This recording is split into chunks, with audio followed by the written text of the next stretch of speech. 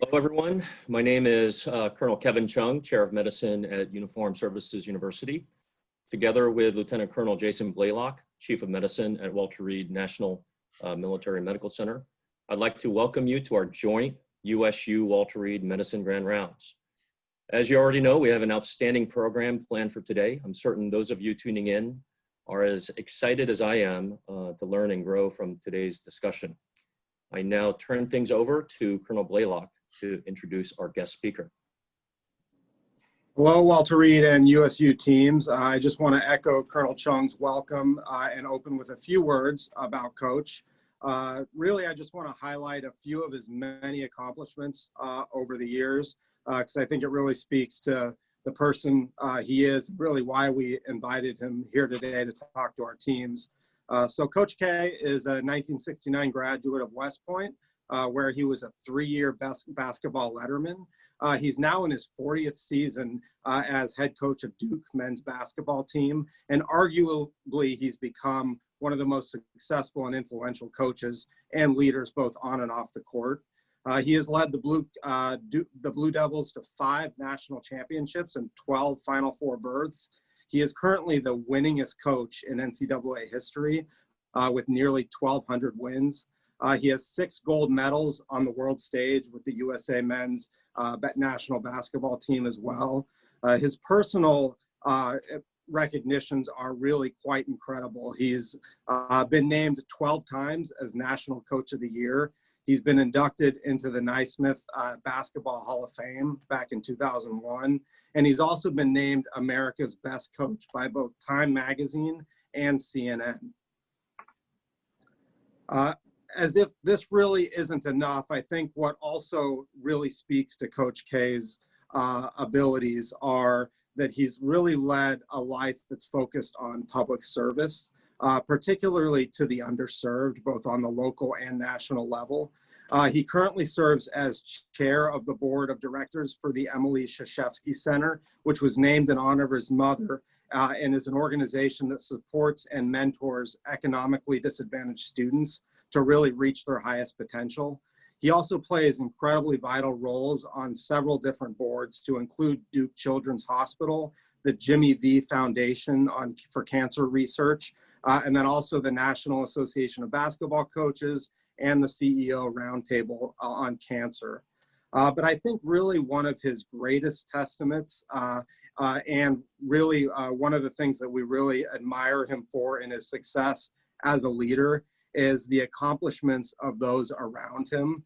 So I already mentioned the successes of his basketball teams that he's led, but in addition, on an individual level with his players, he's mentored 9 National Players of the Year. He's mentored 25 NBA lottery picks, which is the most in NBA draft history. He's also mentored 64 overall NBA draft picks. 41 of them were first-round picks. And then he's also had several of his players, over 30 actually, who have been All-American selectees, and multiple of them who've received all ACC academic selections. So really building well-rounded individuals in our national community.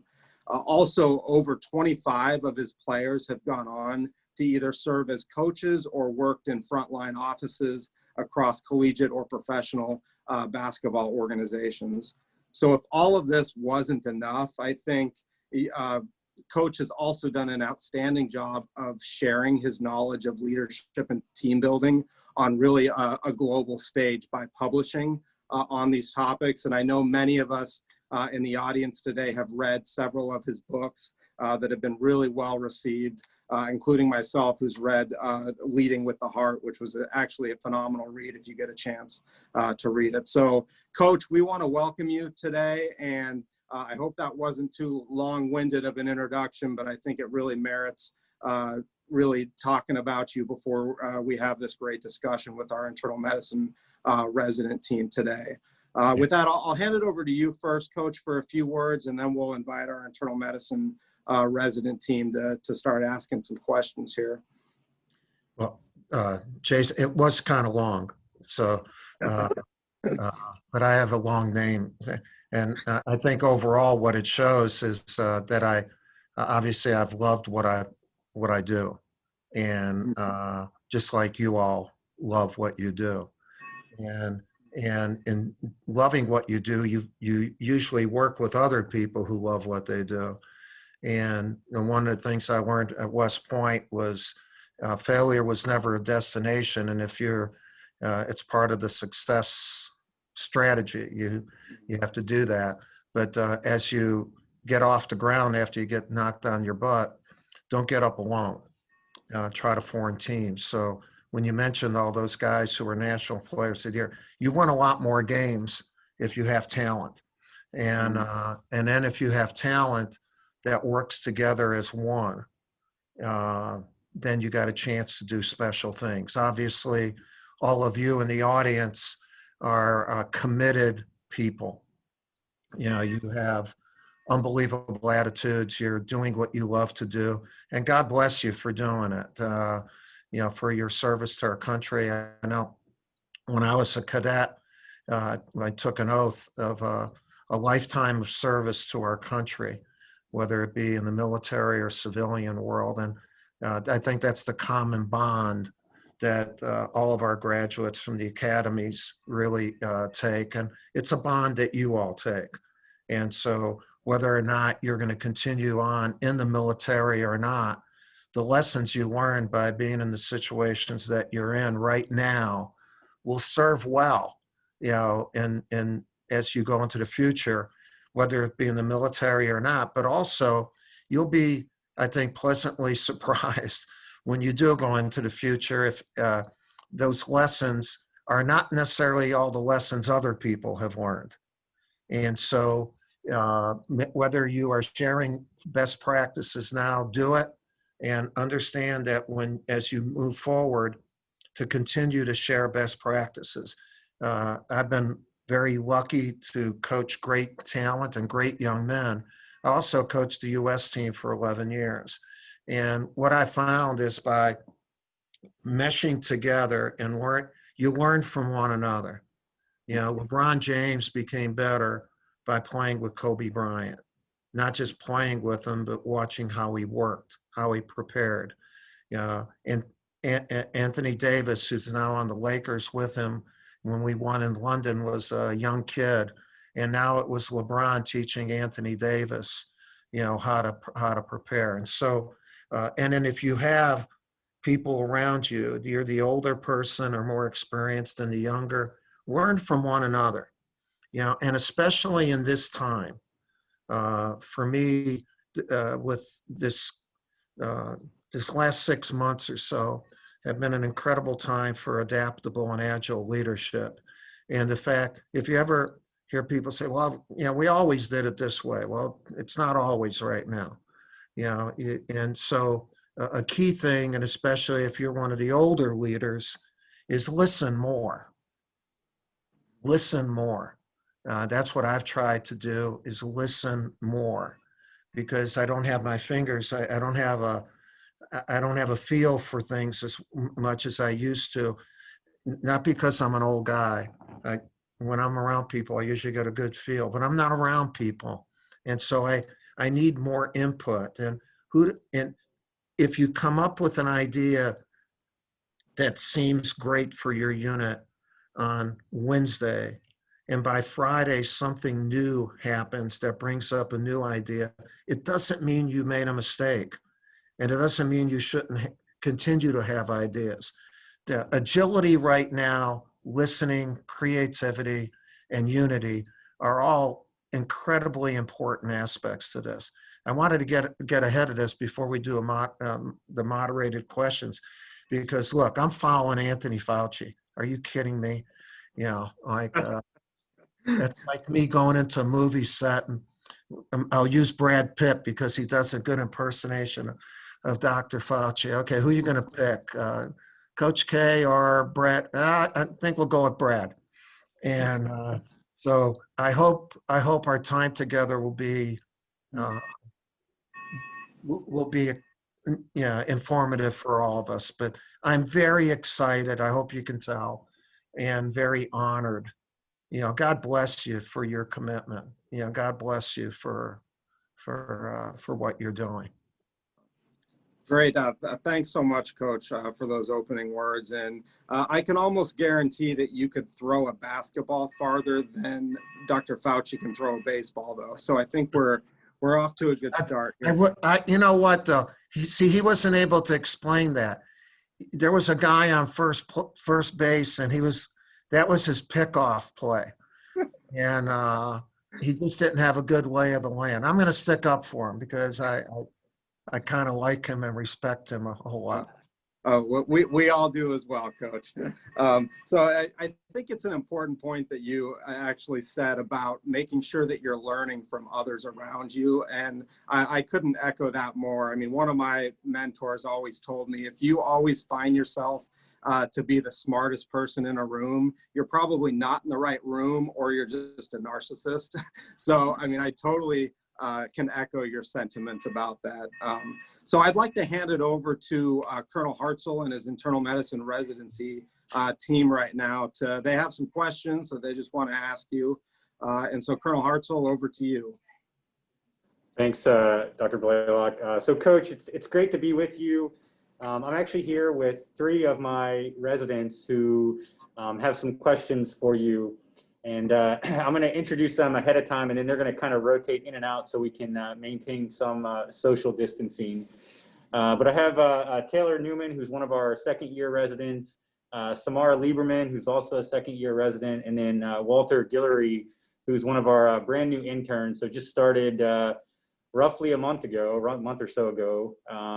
But they're all excited to be able to ask you a few questions, I would say in person, but in Zoom. And we're going to get started, and we'll hopefully have a great conversation. Right. Hey, sir. Get things started here. As a fellow West Pointer, beat Navy, go Axemen. Can you tell us a little bit about what made you go to West Point in the first place and want to serve in the military? Yeah, I really didn't want to go to West Point. I was all-state guard in inner city Chicago and had some scholarships. It's a long time ago now.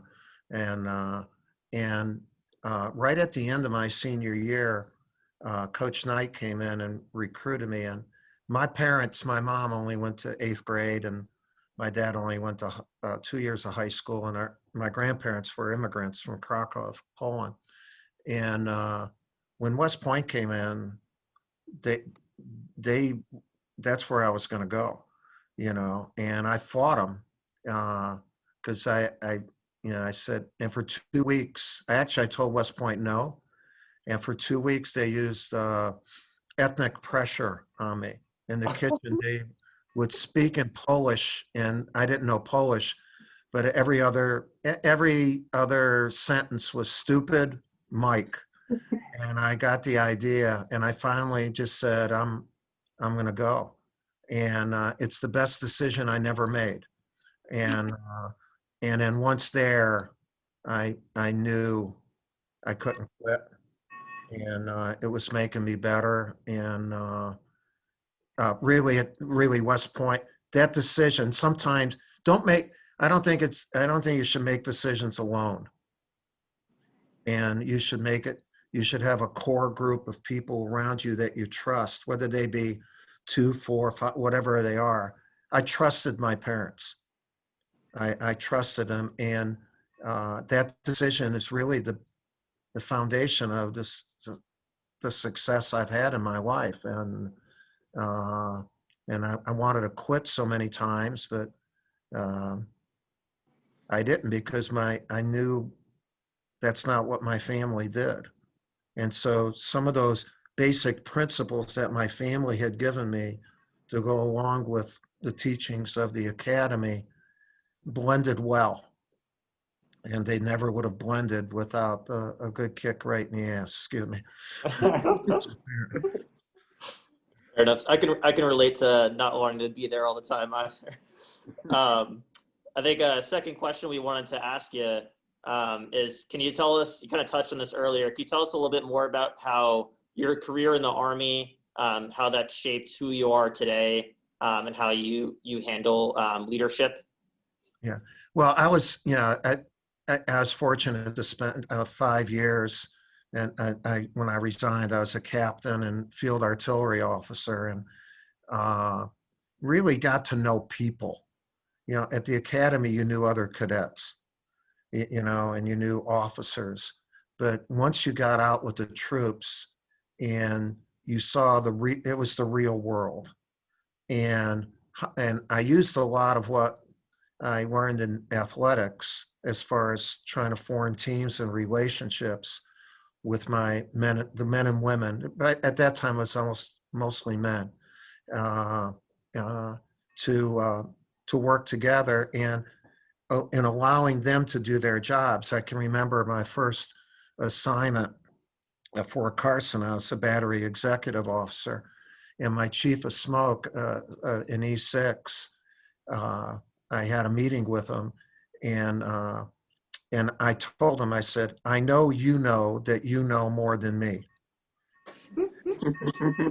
So you don't have to teach me that. Yeah. And so don't let me make mistakes. And I want you to follow your instincts, and I can follow you, but make it look a little bit more like I'm doing my job too. Right. And I tried to establish those kind of relationships with the non-commissioned officers. Were so very, very important. And they were the pros, you know what I mean? And then to establish a different relationship with the regular enlisted or volunteer guys. And I just learned a lot about people and handling situations. And again, with the total, like, we are going to be successful. Whatever destination we're going to have, we're going to win, and we're going to be successful, and we're going to cross the finish line together. And I've used that my entire life. In fact, I'm trying to use it right now in how we're trying to navigate the college basketball season, to where we are unified and we do it together, and listening to the ideas of everyone right now and being creative. Thank you, sir. Last question that I'm going to ask you. So this is probably a good example during a time like this, but during this time and other times when you've had to deal with crises in the past, whether it's professional or personal, can you kind of walk us through some of the first steps you take and how you think about that crisis when you're approaching one? Yeah, I'll talk mostly about crises with a team, and when you get, I think a crisis presents opportunities. And once you get over the initial hands on your head or why me, or, and the longer I've lived, I spend less time doing that. But you're going to do that if you're going to do that in some way. And so once you get past that baloney, then I think there are kind of 4 steps. One is attitude. What is, God blessed everybody with attitude, and it's up to you to have an amazing attitude, and that's your choice. So whatever the situation is, I'm going to have a great attitude. The second thing is belief. And if it's just you, then belief in yourself. Belief in yourself. If it's your unit, I believe in my unit. And then the third thing is to prepare. What does the crisis present to you? What level of preparation do you need that you've done before, or that is new, in preparation? And then the final thing is execution. And then that's where the crisis turns out to be an opportunity, because you execute to win. But attitude, belief, preparation, and execution is kind of the formula I use. It helps me get on the journey to success, and a lot of times make the best out of that situation. Makes sense, sir. I'm gonna turn it over to my fellow resident, Samara here. So while we're switching out residents, Coach, I'm just curious on what are some of the strategies you use? Because you mentioned about attitude. So I'm just curious, as we think about attitude, how do you, because you've had lots of teams, how do you help ensure people have that positive attitude? I mean, obviously there's a lot of uncertainty and challenge with the current situations, and I'm sure with your teams, but how do you help them foster that right attitude? Yeah, well, you build a culture, first of all, where it's not just you, it's everybody who's, if the leader is only in charge of attitude, you're in trouble, we built a great culture. Actually, we built an unbelievable culture with US basketball, and the military was a key part of that. But, I think a leader needs to make reads.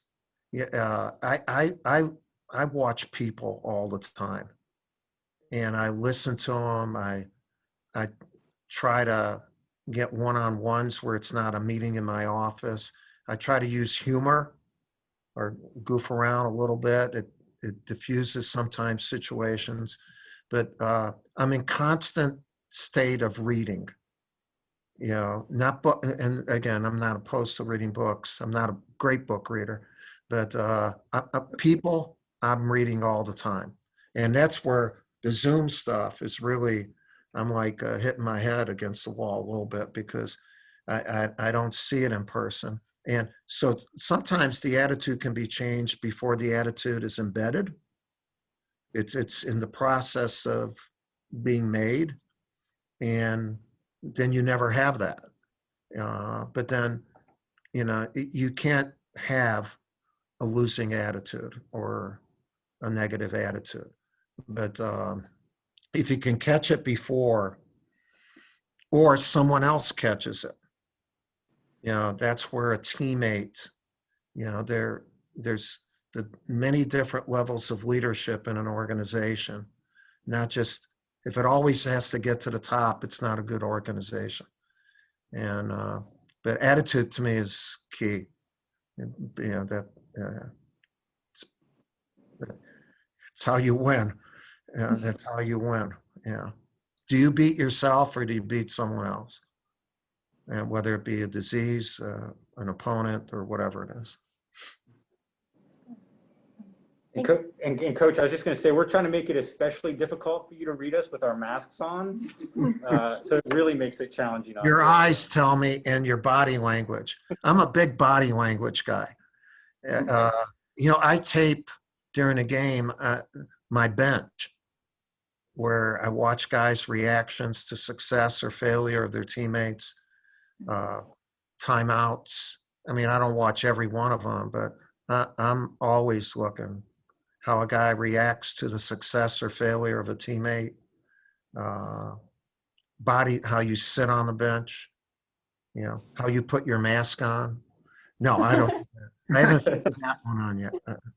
Just so you put the darn thing on. I'm away from everybody now, so just so I do that all the time, and our coaches do it when they're coaching. We approve. Thanks so much, sir. So keeping that in mind, and when you're thinking about forming attitude in your team, as a leader, have you identified core values that you think shape your leadership or that you want to instill in others? And how do those values impact you, especially during challenging times? Yeah, you bring up a great point, and really the values of an organization are key. That's what's your culture. And in fact, our kids have been on campus. They started school on the 17th of August, and so they were here 2 weeks early. They're here for about a month. We're in the process of actually, with each one of our teams, we have values meetings. Okay, we have 7 values in our program that we try to teach and develop with our players. The first one is integrity. Like what's right, what's wrong, do what's right. When you're in a situation, do what's right. And not just for you, but for the unit. Respect is the second one. Everyone in our unit is important. And And we should know the names of everyone. We should know the names of the people cleaning our locker room. We should know the names of our managers. We should know and respect helps with the self-esteem of everyone in your unit. And so they would be able to act or say at a moment that they need, because it leads to the third value, and that's courage. And it's not just the physical courage, but it's the courage to confront at the moment something needs to be confronted. And we don't have the time, but I could tell you a number of stories where we have won because the last person on our team or the sub or an idea that's come up from somebody that's handled the situation, because they had the courage to say what's needed to be said. And we won our last national championship that way. And when I told my wife, I said, boy, we won because Grace and Alan yelled and got us going and whatever. And she said, you didn't win because of that. And so she was trying to ruin my day, And I said, okay, what was most important? And she says, the most important thing was that all of you listened. And she was right, as she usually is. And so that's where that respect and courage, then, selfless service, which you all are accustomed to. There's a book called Cowboy Ethics. We're in it. It's a beautiful book. And one of the things, selfless service is you ride for the brand. You can just see us all on horses now, riding for the brand. The next one is duty. What's your job? Do your job. Come and do your job every day. You're supposed to do your job. You do your job. And then trust. At West Point, we had an honor code. You don't lie, cheat, or steal. I could talk to another cadet that I've never met, and I would believe what it was all male then, but what he or she would say. Imagine, and in your profession, come on. Wow. You need to have that respect, courage, and the trust. And the loyalty is, you bear truth and faith and allegiance to your unit. And we even have shirts that say that. We talk about it. And at times during a week, we might accentuate one of the words. And we have our kids talk about it too as they develop it. And what it does, it develops the character of your unit, and where you don't just say words, you own them. And we've been able to do that. It's tougher for me now. I get more turnover. My guys leave early and whatever. So a lot of this was taught by our upperclassmen. Now we have to spend more time teaching it. But values are huge. Yeah, huge. And adherence to those values. I'm sorry, that was a long answer, but it's just actually one of my Zoom calls with my staff. We were just discussing our values meeting. I was just going to ask a follow-up on that, Coach, because I mean, you obviously recruit, top talent from all over, and then you've worked with, the world's greatest players. How do you find the buy-in is when they first come and they start hearing about these values and depending on, where they're from, everyone has different backgrounds and stuff. Well, we don't recruit just talent. We recruit character. There are three things we look at. They're all the same. They got to be really good. They have to have talent. They got to be able to shoot, jump, and, hit a few of those shots, hopefully a good percentage of them. They also have to have academic talent, because we have one of the great schools in the world. So you don't want to put a kid in an environment that he would not do well in. And the third thing, and it's just as important or maybe more, is character.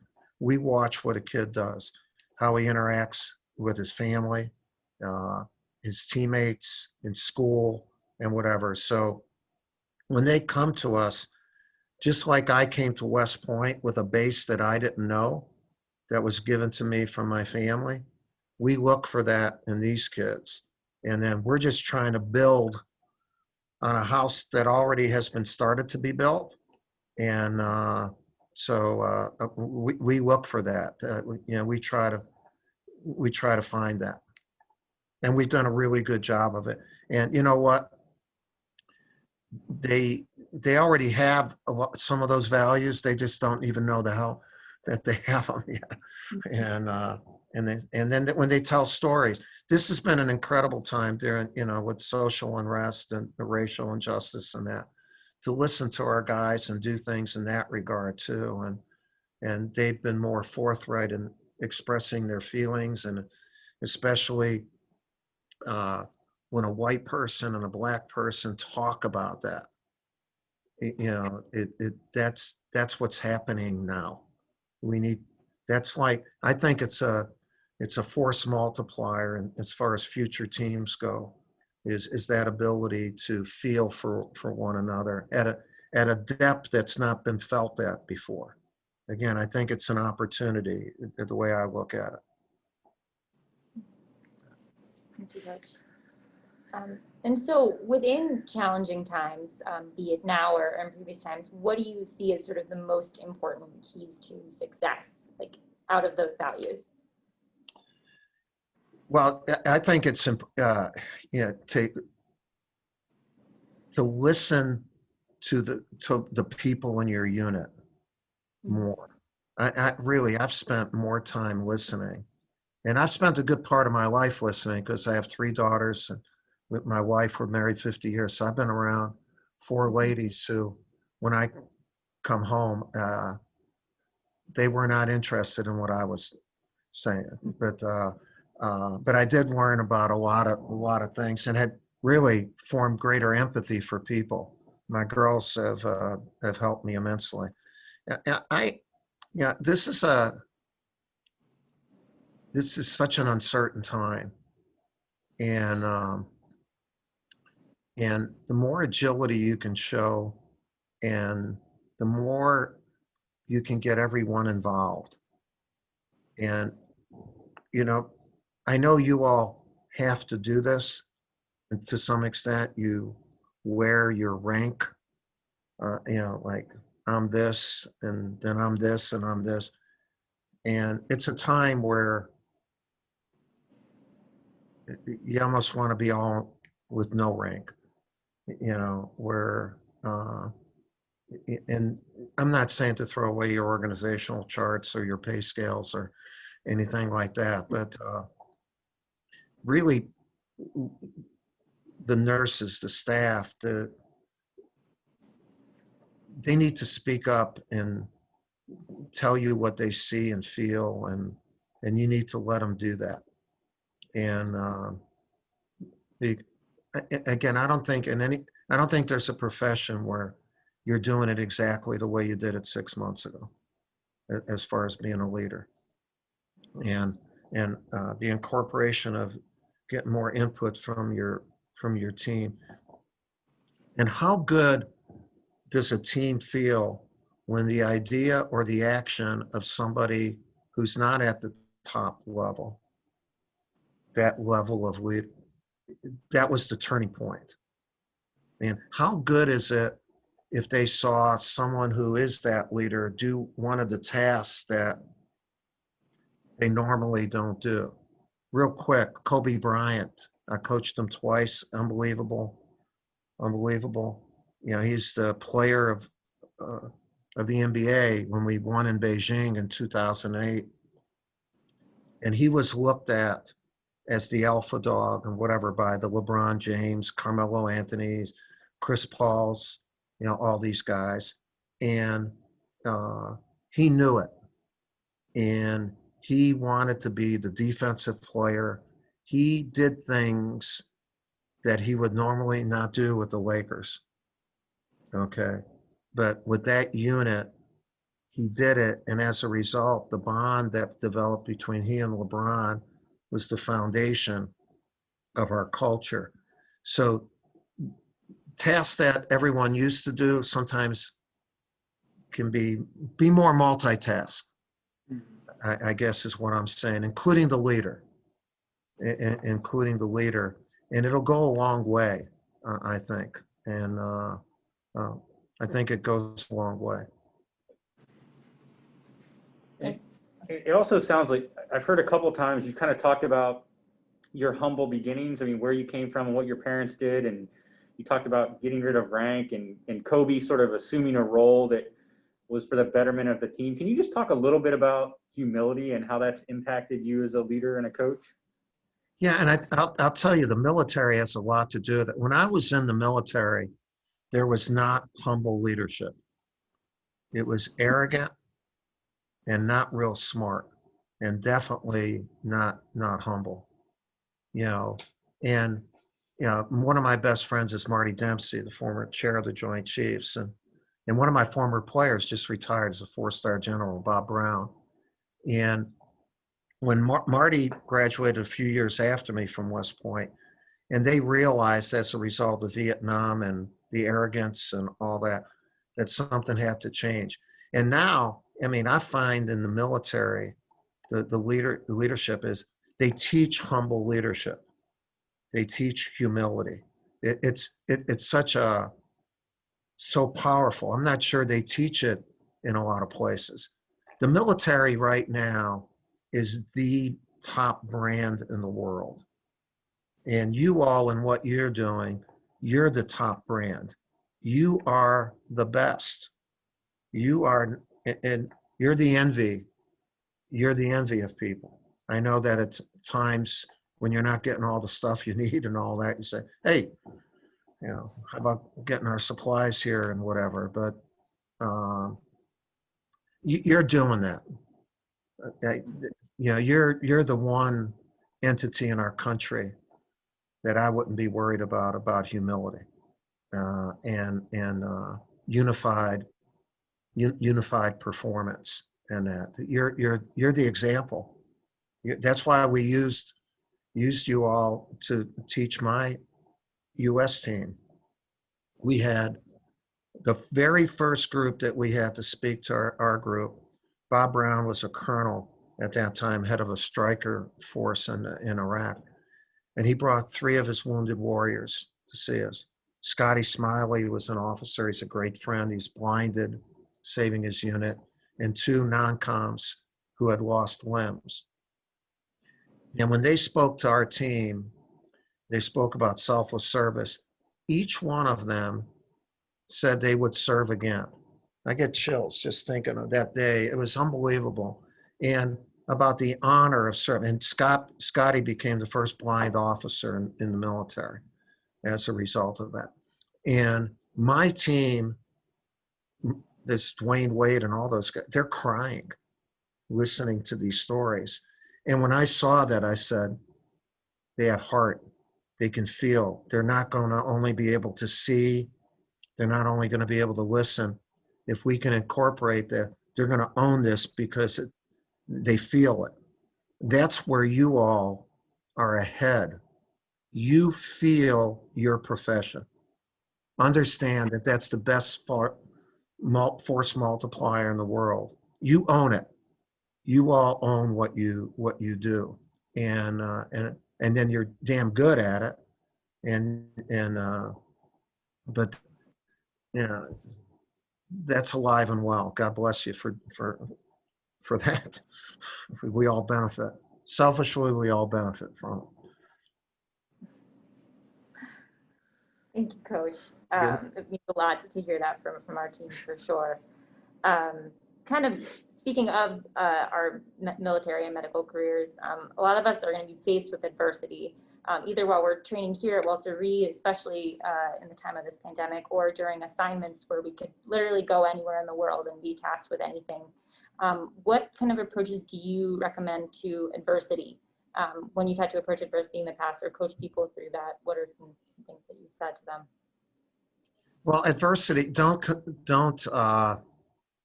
I think the very first thing is don't confuse adversity with change. In other words, when you say that, you're going to be with different people. You're going to be in a different location. Your family's going to be relocated. If you have children, they're going to do the 3rd grade one place, and then they're going to be in Hawaii and for fourth, fifth, and sixth grade. Yeah, so I think a lot of people don't face as much adversity as there actually is because they don't handle change.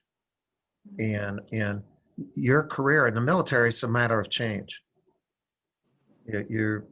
And so you have to adapt to that. You have to adapt to that. When there is adversity, I think the biggest adversity I've had in my career was in 1994. It's a long time ago, but it was a pivot point for me. And we had gone to 7 out of 9 Final Fours. The 9 previous years, won 2 national championships. And I was a micromanager. And I thought a lot younger then, I thought I was Superman. And then I got a back injury that affected, I almost had a dead foot. And I got operated on in time where I only lost about 40% of my left calf. And I should have stayed out for a while. And I was already not in a good place because I never took a break. And I came back in 2 days. And by December, it wasn't just the back. I had lost all feeling. I had no emotion, nothing. Really a burnout. And my wife, this is where you need people around you. She's the one who sensed it. And I wasn't going to go to a doctor or get help. And she says, if you don't do that, when you come home, me and the kids are not going to be here. And I did it. And it took me about 5 months of therapy every day, not just physical, but mental, emotional.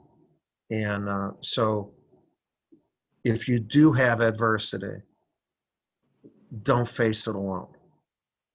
And so, you know, if it's an individual thing, you should have your core group around you, whether it's family and friends. If it's a group thing, you should already be a together group before the adversity.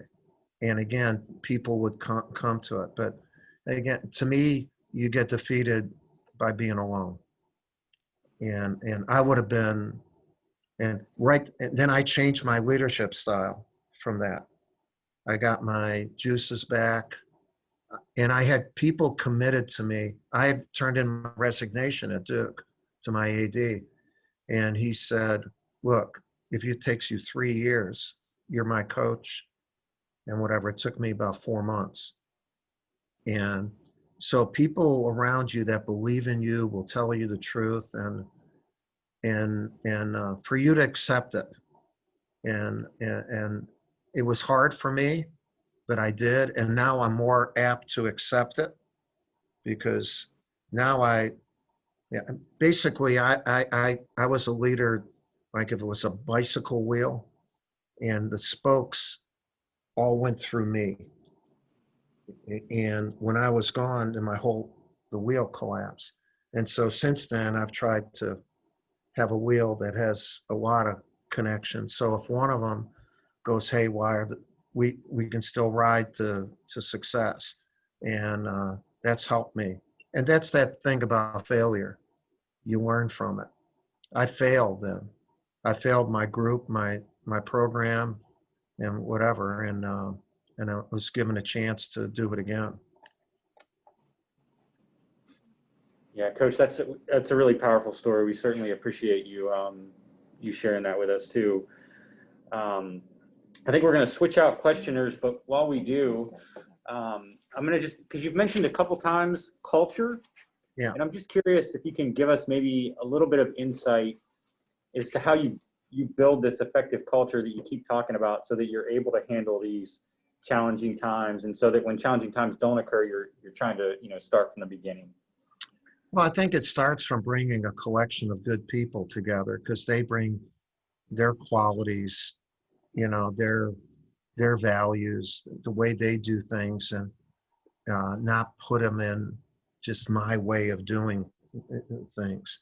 And then, I think culture occurs by allowing people to own what they do with you. I don't want a player to think they're playing for me. I don't want one of my assistants to think he's working for me. My assistant and admin wise, it's got to be hers too. Interesting story in building the culture for US. Our first meeting, we had like a standards meeting of how we were going to live together. And that was really important because they all came up with ideas, and we had no rules, we had standards, and we came up with 15 of them, but they were theirs. So instead of saying never be late, Jason Kidd said, Coach, we shouldn't be late. Instead of saying we should practice well all the time, one of the guys said that. So in my 11 years, we never had a guy late or never had a bad practice because they owned it. And a key thing, we always put a picture of the gold medal up on a projector on a big screen. And I said, I want you guys, in our first meeting, I said, I want you guys to know you are not playing for the United States. And so I know a few of them probably thought we should have a pro coach here, not this college coach. And I paused then. I said, we will not win that gold medal unless you are USA basketball. You don't play for. And we actually had their uniforms set up in their rooms on their beds. And I said, after the meeting, I said, I want you to do one thing before you go out. And we had our camp in Las Vegas, so they were going to go out. And I said, before you go out, go upstairs, look on your bed, and be 16. Be 16 years old, not the studs you are. And I'm going to ask you what you think. And I saw Kobe later that night, and Kobe said, Coach, I did that, and I started crying. And so how do you create ownership? Ownership equals culture. You have to have ownership, or you won't have a good culture. I don't think. And whenever I've had the opportunity to talk to the military, especially before they're going to Afghanistan or Iraq or all the places that they protect our freedoms, they have to.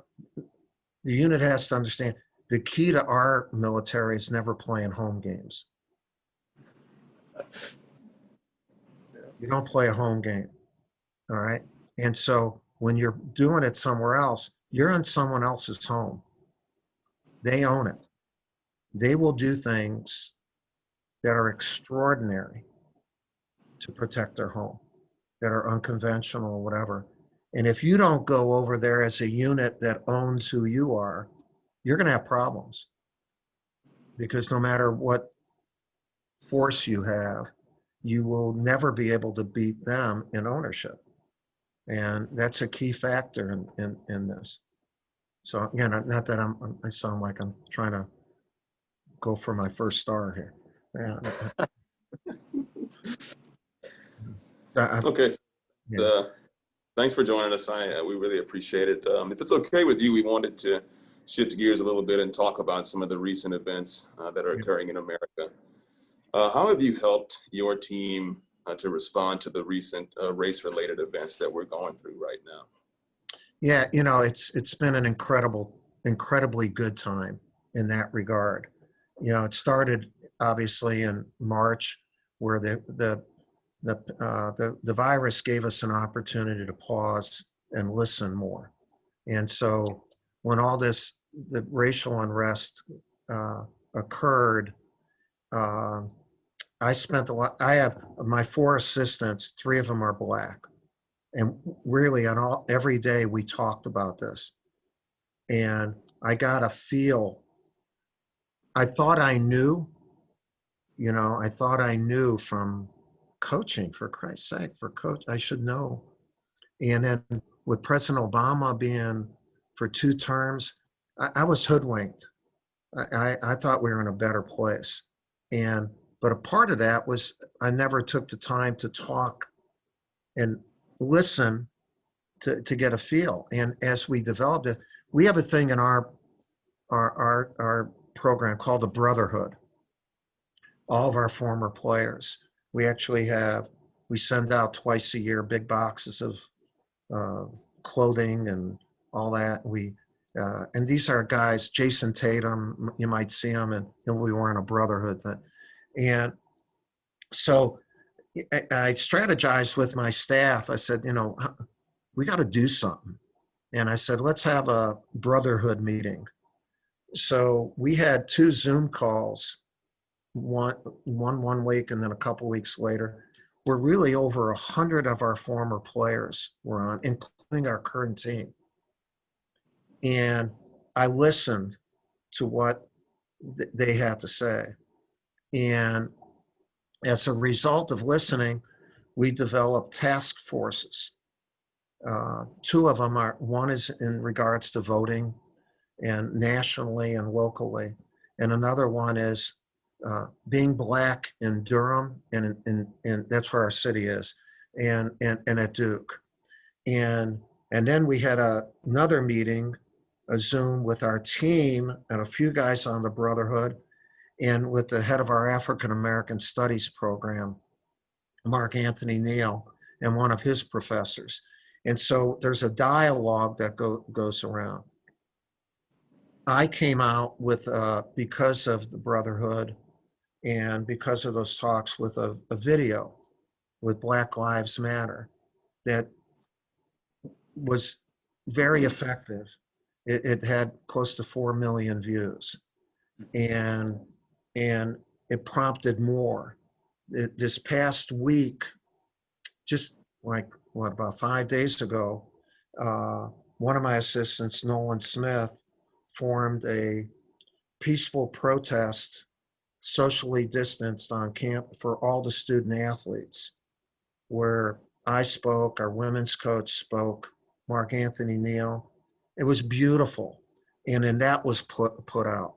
And so we talk about this all the time. And we get, it's interesting, the reaction, the letters of support. And look, that's what I'm going to do. So I don't really give a I don't really give a damn about, but it's amazing what people then write you, or or write my athletic director or president, and it really proves that we have systemic racism and social injustice. And what we're trying to do, though, is make that change, not just in police brutality and that, which is needed, obviously, but in economic opportunities, in educational opportunities. And how, like the Emily Krzyzewski Center that we have, it's 15 years old. We service 300 kids personally and a couple thousand in our community. It's all about that. Every kid that's come through our center has gone to college. Every one. Every one of them. And we need to hit it at all those areas and to keep the dialogue going. And we can't be dismayed right now. There's more talk, and what we try to emphasize is that if you're Black and if you're white, talk about how each of you feel. Don't just talk to Black and don't just talk to white. I think that's been the mistake. And part of it is because I told that group of students the other day, I said, I thought I grew up in the 60s in Chicago, in the inner city of Chicago. I thought we were way away from that. And my generation has not won. This generation can win. And we all have to be on board.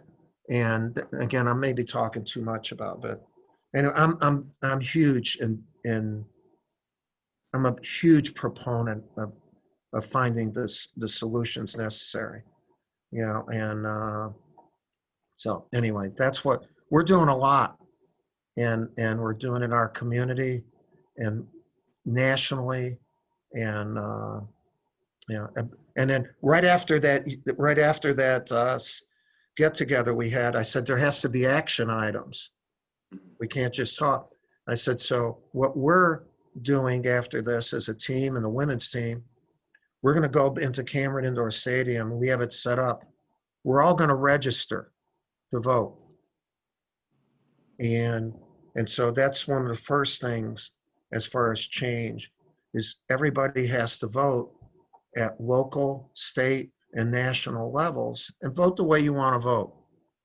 But and then we told them about an easy way, allintovote.org, and you just need your driver's license, social security number, boom, you can get it done. And our thing now is to get every student on campus to, registered. And a thing we haven't started yet, but you know, with the polls, you know, because of coronavirus, some of them, a lot of the people who work those polling stations are older.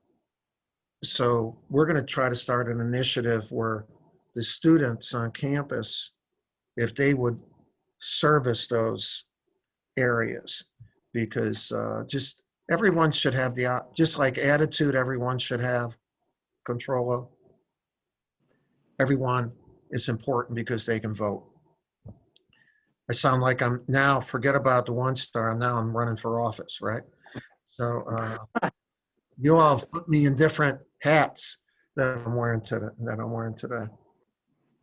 Oh, well, thank you for that answer. It's very encouraging that you listened to African Americans in your circle and threw your weight behind any suggestions that they may have had and identified tangible community needs that could have been addressed. And that's very encouraging to hear. Coach, we have one final question. You've obviously been incredibly successful both on and off the basketball court. But at this point in your career, what still motivates you to stay at the top of your game? And is that any different from earlier in your career? I don't think it's different. I just think I know it better, why I'm doing something. And when I can't do it, then I should stop doing this. I want to be just like Hamilton, you want to be in the room. Okay. I want to be in the moment. I want to be in the moment of what Wendell Moore is going to do this year, my sophomore, Matt Hurt. Just like I wanted to be in Zion's moment and RJ's and Jason Tatum's. And I don't want, I want my life car, never to have a rear view mirror. I want to be alive and useful and excited and have goosebumps and whatever. I'm 73. I still do that. And, you know, and I think I've been able to do that and this I think is really important. I was a part of a guy, David Rubenstein is one of the richest men in the world, and had a car. He had a book thing yesterday where 1,000 people were on it, and it was so incredibly interesting. And to be in the moment, like, is so important, and you have to seek it. But how do you adapt?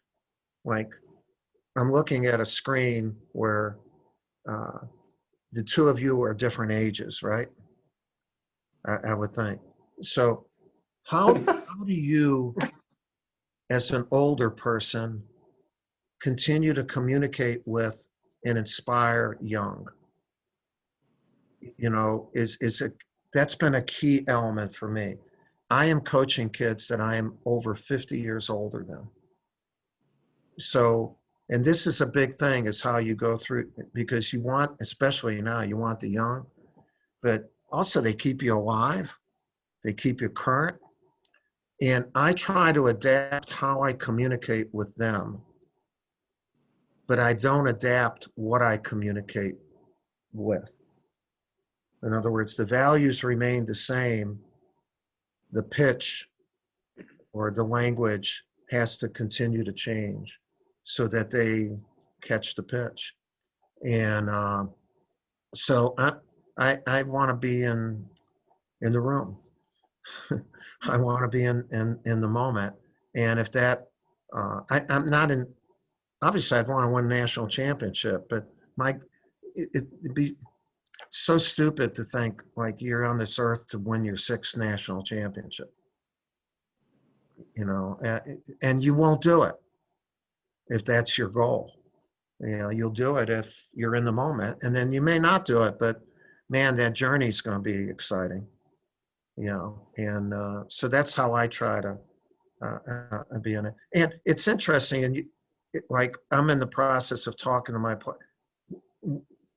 how do they feel? What's their goal this year? What moment are they envisioning? And to do something like that. So that's what I'm trying to do. Well, Coach, I think on behalf of the residency program here, we're I mean, really, really grateful. I think you inspired many of us, and I know personally, I think some of us had some goosebumps with some of your answers. So thank you for that, and thank you for taking the time to be with us. I'm going to turn it back over to Colonel Chung. All right. Thanks, you guys. Thank you. Thank you, Coach K, for that, those wonderful pearls. As a small token of our appreciation on behalf of Dr. Lou Pingaro, our interim dean, and Dr. Tom Thomas, our university president, I'd like to present you with this coin. This is our university, and as you know, the Uniformed Services University is the leadership academy for military medicine, and on the back is our motto, learning to care for those in harm's way. I'm sorry that we can't give this. We'll mail this to you, but thank you very much for. You know, real quick, I have a complete setting of hundreds of coins that I've gotten, and it's my military wall. And with the U.S. team, after Beijing, we actually had our coins made, and in the back were all our armed services, USA basketball and that. So I understand the significance of it, and thank you. It's it'll be put right with all the others and be a reminder of a really neat time. And listen, thank you. I love doing this, and I love what you're doing, and respect the hell out of all of you. Godspeed in what you're doing. Hey, Coach, I'm going to add another coin to that wall for you. So on behalf of Colonel Barr, the director of Walter Reed, I'm also going to mail you this director's coin from Walter Reed National Military Medical Center. You can see the back of it here as well. But I really just want to echo what everybody said, Coach. Thank you so much for this opportunity. We truly appreciate all the leadership and the life lessons that you've really been telling us all about here. I mean, I've jotted down so many incredible pearls here that, you know, it really did give me goosebumps as well. So really appreciate your time today. Good luck with the basketball season this year as well. I know there's got to be numerous challenges ahead of you, but I know with you at the helm, your team is definitely going to be successful this year. So thank you again for your time. And for all of our Walter Reed and USU teams, thank you so much for joining us today. We hope to see you again at a future joint USU-Walter Reed Grand Rounds. Thanks, everybody. Thank you, guys. Thanks, Coach.